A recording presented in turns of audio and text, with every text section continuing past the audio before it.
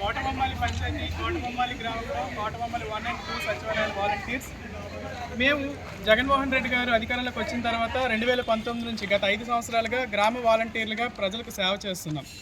మేము ఎలాంటి సేవ చేస్తున్నామంటే ఎటువంటి లాభాపేక్ష లేకుండా కేవలం ప్రజాసేవ మాత్రమే ప్రామాణికంగా మేము పనిచేస్తున్నాం.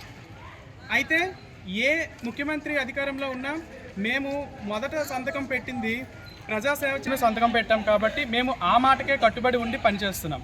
కానీ కొంతమంది టీడీపీ వర్గీయులు, టీడీపీకి సపోర్ట్ చేసిన వాళ్ళు మేమేదో జగన్మోహన్ రెడ్డి గారికి ముఖ్యమంత్రిని చేయడం కోసమనే పనిచేస్తున్నాం అన్నట్టుగా లేనిపోని మాటలు సృష్టించి, లేనిపోని పుకార్లను సృష్టించి మా సేవల్ని ఈరోజు నిలిపివేశారు. కోర్టులో అనేక రకాల పిటిషన్లు వేసి ఈసీ ఆదేశాలు వచ్చేలాగా చేసి మా ఈరోజు ఇవాళకి మేము 1వ తారీఖు నుంచి పెన్షన్ల పంపిణీ అనేది తెల్లవారి 6 గంటలకల్లా ప్రారంభించి అదే రోజు పూర్తి చేసేటటువంటి శక్తి మాలో ఉంది. కానీ మాకు అటువంటి మా కార్యక్రమాలన్నింటినీ కూడా నిలిపివేసి ప్రజాసేవకు ముఖ్యంగా మాకు దూరం చేశారు.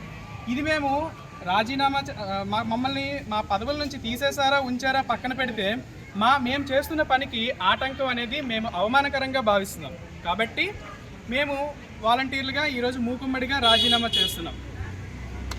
అధికారంలోకి వచ్చాక ముఖ్యంగా పేద బడుగు బలహీన వర్గాల అభ్యున్నతి కోసమని ఈ సంక్షేమ రాజ్యంలో వాలంటీర్ వ్యవస్థను ఎందుకు తీసుకొచ్చారంటే ప్రతి ఇంటికి ప్రతి గడపకు కూడాను ప్రభుత్వ కార్యక్రమం అందాలనే ఈ వాలంటీర్ వ్యవస్థ తీసుకొచ్చారు. మరి ఈ 5 ఏళ్ళుగా ఈ 58 నెలలుగా వాలంటీర్లు అనేవాళ్ళు వాళ్ళ సర్వీసెస్ అన్ని పూర్తిగా వాళ్ళకి ఇచ్చింది 5,000 రూపాయలే, చాలా తక్కువే.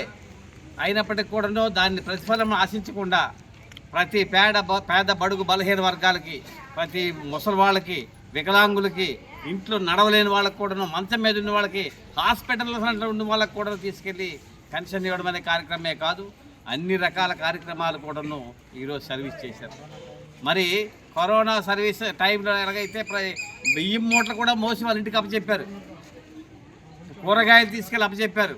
అంటే ఆ టైంలో ఇంటి నుంచి బయటికి రాలేని స్టేజ్లో కూడాను వాళ్ళ ప్రాణాలు తెగించి సర్వీస్ ఇచ్చారు. అటువంటి సర్వీసెస్ని అదేదో జగన్మోహన్ రెడ్డి లబ్ధి కోసం చేశారని ఒక అభియోగాలు మోపి వాళ్ళకి ఈరోజు ఆ సర్వీసెస్ చేయకూడదు, వాళ్ళు ఏంటంటే ప్రలోభ పెడుతున్నారు రకరకాలుగా. ఎవరది ఎలక్షన్ కమిషన్ పక్కన పెట్టండి, జనసేన నాయకుడు లేడా శివయాకు ఆడు అన్నాడు, ఏంటది ఉమెన్ ట్రాఫికింగ్ చేస్తుండట వాలంటీర్లు. ఉమెన్ ట్రాఫికింగ్ ఎక్కడైనా ఏ వాలంటీర్ అయినా అందరూ ఆడపిల్లలే సగం మంది. ఏ ఆడపిల్లైనా సరే ఉమెన్ ట్రాఫికింగ్ చేసినట్టు ఎక్కడైనా వాడేమి నిరూపించగలిగాడా? ఎక్కడైనా ఒక పోలీస్ కంప్లైంట్ ఉందా? లేదు. కావాలనే వాలంటీర్లనే టార్గెట్ చేస్తూ వాళ్ళు ఈ ప్రతిపక్షం వాళ్ళ మీద దుమ్మెత్తి పోశారు కాబట్టి దాన్ని వాళ్ళు అవమానంగా భావించి ఈరోజు వాళ్ళు మూకుమ్మడి రాజీనామాకి సిద్ధమయ్యారు.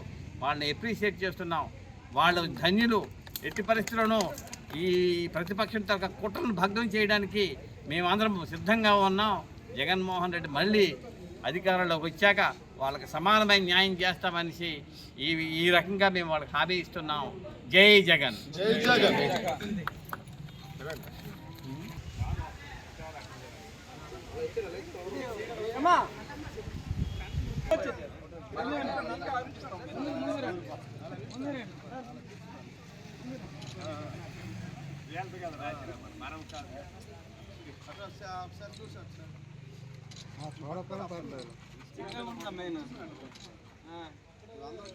ఈడు వాళ్ళండి రేట్ बड़ा एंटरटेनमेंट वाला आ गया बिजी सेंटर लोगों का ली ఏమే సక్కు సక్కేంద్ర సక్కు సక్కు బాయ్ బాయ్ బాయ్ బాయేంద్ర బార్కవ్ బాయ్ బాయ్. గిరాకొచ్చే టైం ఏంది, కస్టమర్లు వస్తున్నాడు, రేడికల్ పిగురి.